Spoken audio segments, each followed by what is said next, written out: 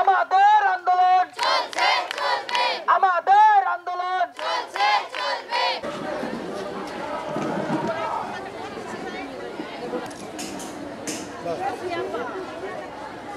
পদক্ষেপে যেতে বাধ্য হব।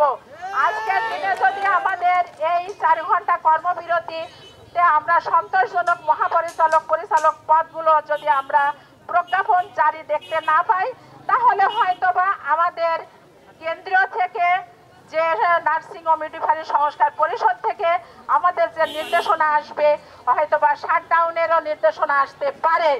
তখন আমরা সেইভাবে আমরা কর্মসূচি চালিয়ে যাব।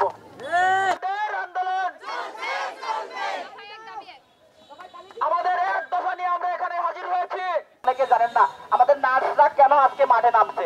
আমরা অবশ্যই সেবা দেওয়ার জন্য হাসপাতালে থাকি। আজকে আমরা সেবা ব্যাহত করে কেন মাঠে আসছি, আমরা গত 2 সেপ্টেম্বর থেকে আজকে পর্যন্ত আন্দোলন চালিয়ে যাচ্ছি এবং আন্দোলন চালানোর পক্ষে আমরা গত 2 অক্টোবর আমাদের স্বাস্থ্য উপদেষ্টা আমাদের দাবিগুলো মেনে নেওয়ার জন্য আমরা কিছুদিনের জন্য কর্মবিরতি দিয়েছিলাম। সেই কর্মবিরতি প্রত্যাহার করে নেই, কিন্তু আমাদের 2 জনকে আমাদের প্রদান দেওয়া হয়, বাট সেটাকে দেওয়া হয় নিজ বেতনে অতিরিক্ত দায়িত্ব। কেন স্যার আমরা নিজ বেতনে অতিরিক্ত দায়িত্ব বারবার পালন করব?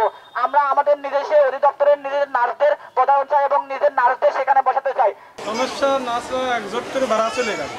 এখন আমরা রোগী নিয়ে খুব বিপদে আছি, বা নার্স খুঁজলে নার্স পাচ্ছেন, ডাক্তার গেলে নার্সের কাছে যান, এবং এটাও করছে আপনার একটু ওয়েট করেন, নার্স আসবে, কখন আসবে সেটাও বলতে পারবো। আমরা রোগী নিয়ে খুবই ভোগান্তরের ভিতরে আছি। আমার বাসা, আমি এখানে আইছি 2 দিন হয়তো, তো গত 2 দিন হইলো কোনো নার্স পেলাম না ভাই স্যার, আর কোনো ডাক্তার পেলাম না ভাই। তাহলে আমরা গরিব, কোথায় যাবো ভাই? আর কার কাছে যাবো? আমাদের আল্লাহ ছাড়া আর কেউ নেই ভাই। আমি কুষ্টিয়া সদর হসপিটালে আমার বন্ধুর মেয়েকে নিয়ে আসি, কিন্তু আমি এখানে কোনো সেবা পাচ্ছি না। এখানে নার্সরা যেই কর্মবিরতি পালন করছে, আমি যেটা শুনলাম সেটা তাদের দাবিটা হলো ন্যায্য। আমি চাই তাদের দাবিটা পূরণ করে আমাদের এই হসপিটালের সুস্থ চিকিৎসা সেবা যদি ফ্রি আসে, বলে আমার ছোট বাচ্চা, এই বাচ্চার চিকিৎসা সেবা আমি পাচ্ছি না। সে পড়ে গিয়ে মাথায় আঘাত লাগছে, আঘাত লাগার পরেও তারা আমি সেবা পাচ্ছি না। তারপরেও তাদের মানবিকতায় আমি সামান্য সেবা পাইছি। তারা মা হিসাবেও সে আমাকে সেবাটা দিচ্ছে। আমি চাই তাদের যে ন্যায্য দাবি, সে দাবিটা পূরণ করে নেওয়া হোক। বলে আমরা একা না, আমার সঙ্গে হাজার হাজার মানুষ আছে, তারা সকলেই আমি দেখছি নিগৃহীত, তারা কোনো সেবা পাচ্ছে না। এবং বাস্তব অবস্থা যদি কেউ না দেখে তাহলে বলতো না রোগীদের এই দুর্দশা যে অবস্থা, এটা করুণ চিত্ত সেটা দেখা সম্ভব না।